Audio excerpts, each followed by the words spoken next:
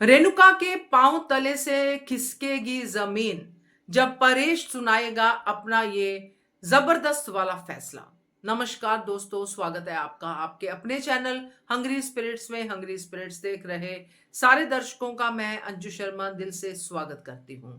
उड़ने की आशा बहुत ही प्यारा सीरियल, आप सबके कहने पे मैंने इस सीरियल को फॉलो करना शुरू किया। कुछ एपिसोड्स देखने के बाद ये अंदाजा हो गया है कि कौन कितने पानी में है।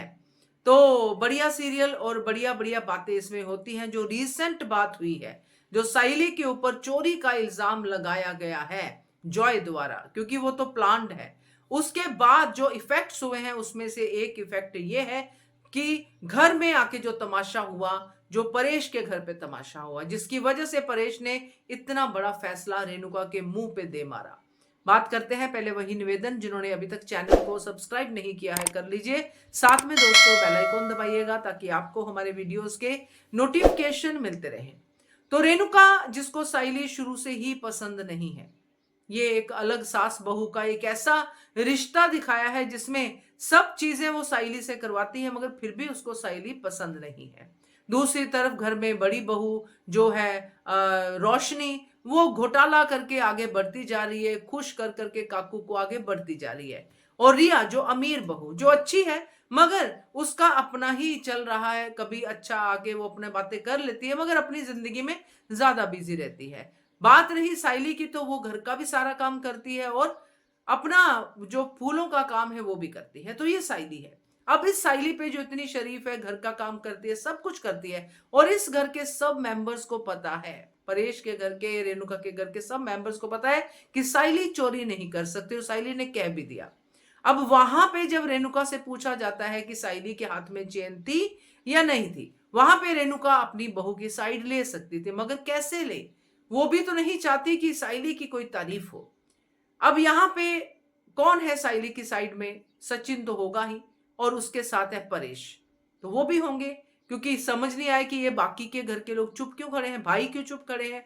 और ये जब नहीं समझ में आता तो ये जरूर समझ में आता है कि ये सब रेणुका के ही पीछे लगे हुए हैं, और परेश जो है वो साइली और सचिन के साथ है। तो अब जो भी तमाशा हुआ, जो भी कुछ हुआ, चोरी का इल्जाम, फिर जो सचिन ने अपना ड्रामा किया है बहुत ही बेहतरीन, गुस्से में आते आते वो जी जनाब पे आ गया, सर पे आ गया, ये देख देख के रोशनी के मन में आग लग रही कि अब करे तब करे, अब करे तब करे, मगर नहीं करता है।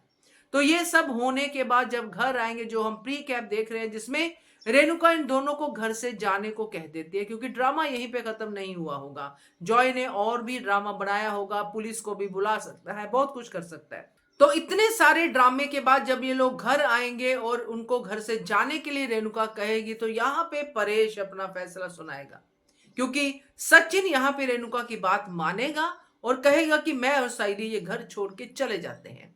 रेणुका खुश, रोशनी खुश, मगर परेश कैसे खुश होगा? क्योंकि उसको पता है कि सबसे सयाना बेटा तो मेरा सचिन ही है, और सबसे सयानी बहू तो मेरी साइली ही है।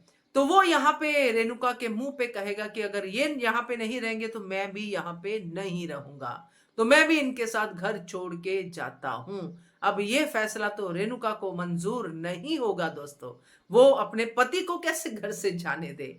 तो यहाँ पे होगा कहानी में ट्विस्ट, और फिर से लाइफ चलेगी स्मूथ, यानी कि साइली के साथ, सचिन के साथ जो होता है वो होता रहेगा, बट घर से जो बाहर भेजने का जो फैसला बड़ा सख्ती से लिया है रेणुका ने, उस फैसले को उसे बदलना पड़ेगा, क्योंकि परेश का फैसला पड़ेगा भारी। तो क्या कहते हो आप इसके बारे में? कमेंट कीजिएगा। देखते रहिए channel hungry spirits. Thank you so much. Subscribe to our channel by clicking the subscribe button. Click the bell button and enjoy the latest uploads from our channel.